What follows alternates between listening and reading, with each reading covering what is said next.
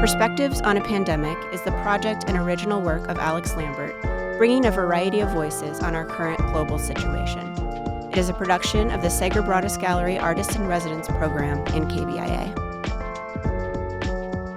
L.A. Kauffman has been a grassroots organizer and movement historian for more than 35 years. She was the mobilizing coordinator for some of the largest protests in U.S. history, the huge Iraq anti-war protests of 2003 and 2004, and has played a central role in an array of successful grassroots fights, including campaigns that saved community gardens and public libraries in New York City from luxury development. She has published widely on the history and meaning of social movements and is the author of 2 books, Direct Action and How to Read a Protest. Please welcome L.A. Kauffman. So, yay, I'm thrilled that you're here. I thought about inviting you because I have just had so much stress around feeling really helpless in terms of activism, in terms of what I can do, in terms of the kind of extreme difference in the shape of this crisis to others that I've responded to, where you're with people and you go out to protest and you do all of these kind of communal actions. And so I guess I wanted to start just by asking you what people can do. If you have your health, if you have your, if you're able to do things with different resources, what are those things? Well, I think you're not alone by a long shot in the feelings you're experiencing. We are still very much coming to grips with what is and isn't possible in this time. And there's enormous uncertainty about what kinds of collective action could be effective now, and what forms of collective action are safe. It's one of the great paradoxes of this time that the period right after Donald Trump took office witnessed the highest level of protest participation ever in U.S. history. So there were record numbers of people flooding the streets in protest time and time again all over the course of the first 18 months of Trump's presidency. And the whipsaw effect of now it being almost impossible to congregate in public safely, so that the only protests of any size that we're seeing are these crazy actions against lockdowns that are putting people at enormous risk of contracting the disease. It's a dizzying reversal and very hard to come to terms with. So the uncertainty you feel is widespread, and people have been experimenting with different forms of collective action and with different results. I think some of the experiments have been enormously successful, and those would be the mutual aid efforts. So in the question of what can you do, a first obvious thing that people can do is look for or start a mutual aid pod or network in their community to help people address immediate needs. And how would one look for that or form one? I mean, you can Google. There's lots of things posted online. I should have looked before I came on to this conversation so I could point you to URLs, but people have definitely been compiling those links and have been posting a lot of guides to how to set up a mutual aid pod. People are doing things like, it's very hyper local. Mm-hmm. So people are writing out slips of paper or printing out little slips of paper and putting them under their neighbors' doors, saying hey, we're looking to see if anybody needs groceries or if you have skills to share or resources to share. And people, some cases they just set up a group chat, or sometimes they set up an email list, or sometimes they have more elaborate tech. But through these networks, people are identifying needs, sharing resources, and looking out for one another. Mm-hmm. And which, in some ways is like a classic volunteer activity, but in the context of all of the official failures and neglect is more than that. You know, Right. these are efforts at community solidarity that at the same time that they're addressing people's immediate needs are shining a spotlight on the failures of the government and the need for systemic responses, because anything like this is a stopgap, right? I mean, we need robust social safety net to support people, not just neighbors cobbling together resources to get groceries to the grandma who lives alone and is going hungry. So they're like, important in terms of the needs that they address, but they're also important in terms of the models they put forward. Right. Yes, because I wanted to. So there, exactly interested in that difference. The things we're doing for our own community that we can reach out with our resources, and the kind of and how that is connected with the political action, and trying to see that as broader change. Right. I mean, what this crisis has thrown into stark relief is something that has always been true, but is maybe truer now and much more naked, which is that our governments, because it's a federal system, I'm going to use the plural, our governments, to varying degrees, but some of them to an extreme degree, view certain categories of people as completely expendable. Mm-hmm.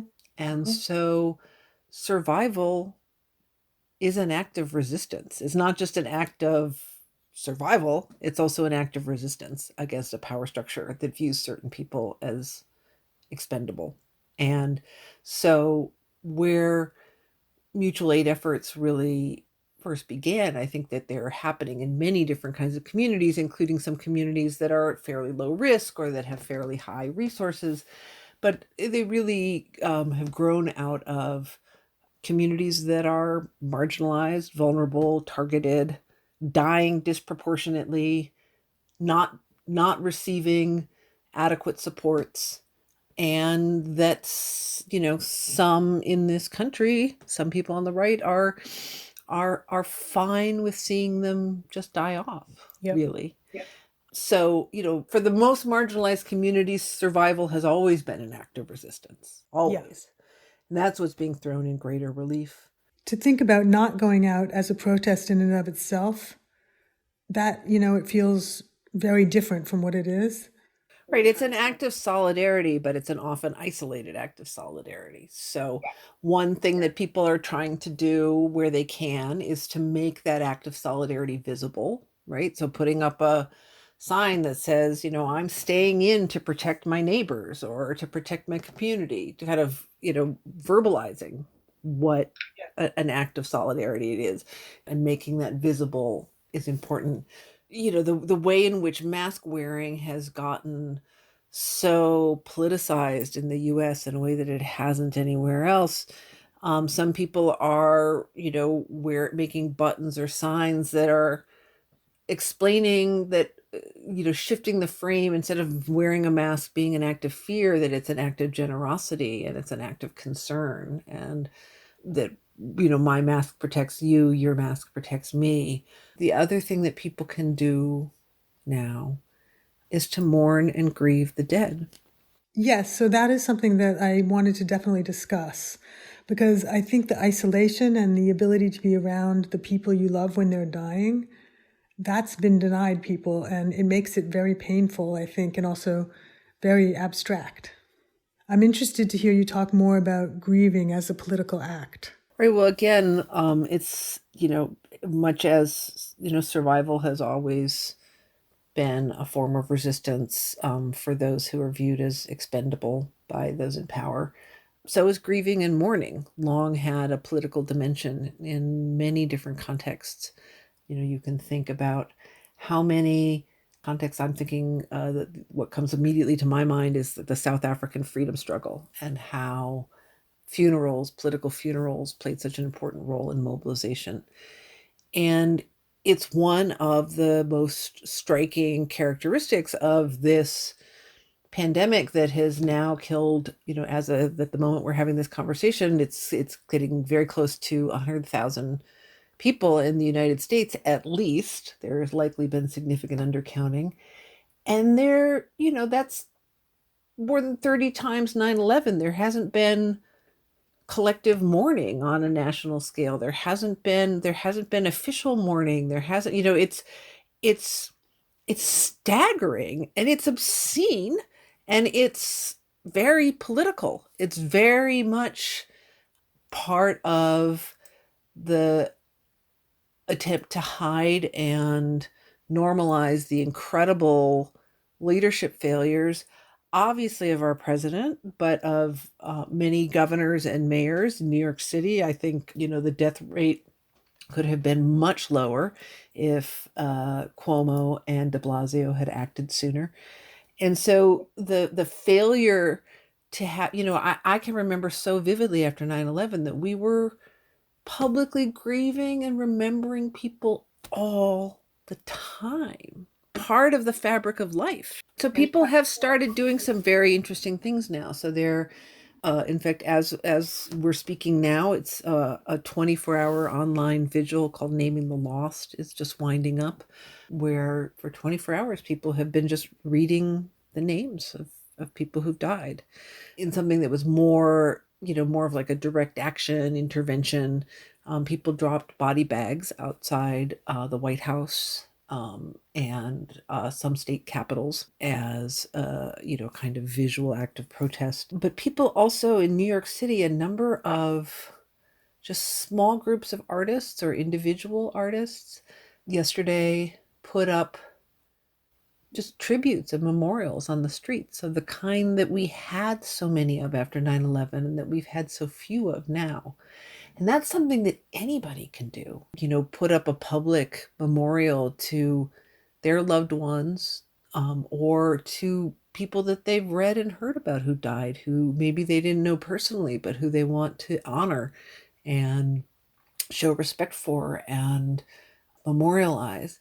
And those can be, you can put something up on a fence or on a wall. It doesn't need to be anything fancy or elaborate to have the content and the emotional weight and to be that kind of a collective intervention in this time when we're so atomized.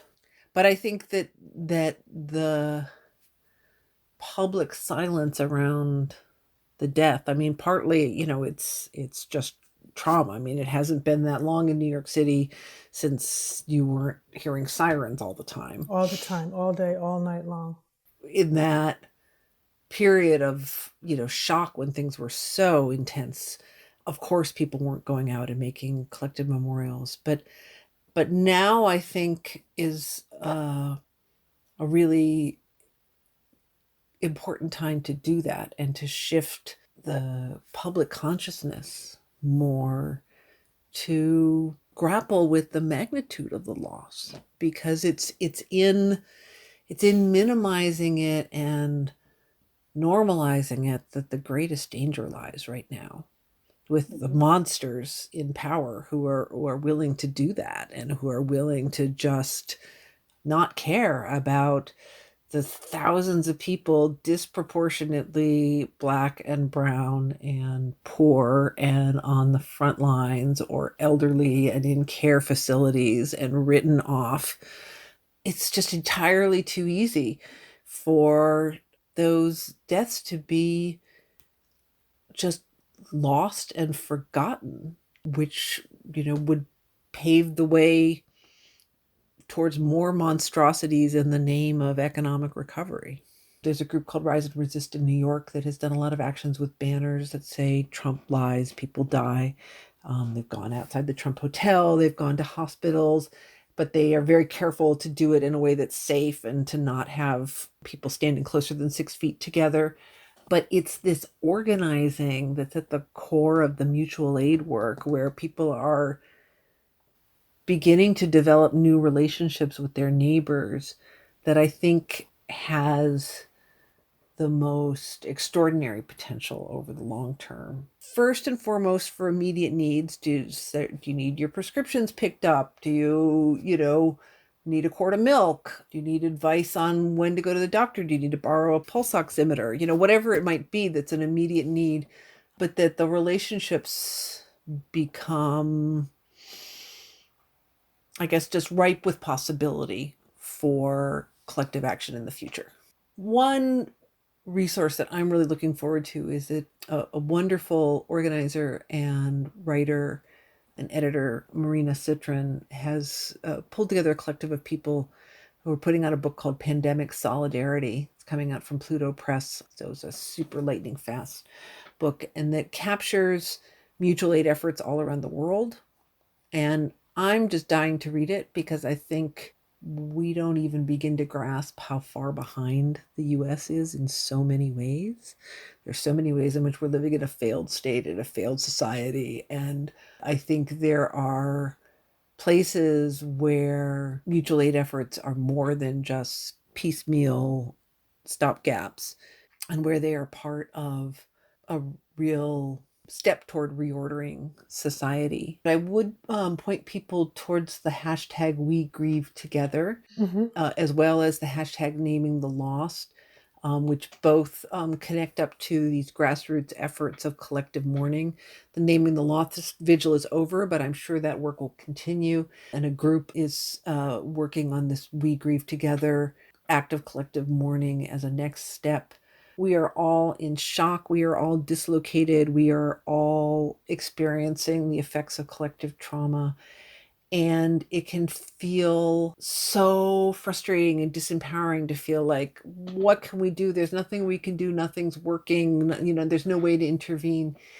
And AIDS activists felt that way for years and years and years and years before their efforts became clear that they had mounted the single most effective grassroots campaign of the 20th century, which is how I consider the grassroots response to the AIDS epidemic. I do as well. It's important in the midst of this incredibly disorienting time when we can't see more than like a day ahead of us, it feels, to somehow be okay with taking a longer view. That's very helpful to hear, to just kind of have to coexist with the anxiety and, and learn to live with it. I agree. I thank you so much.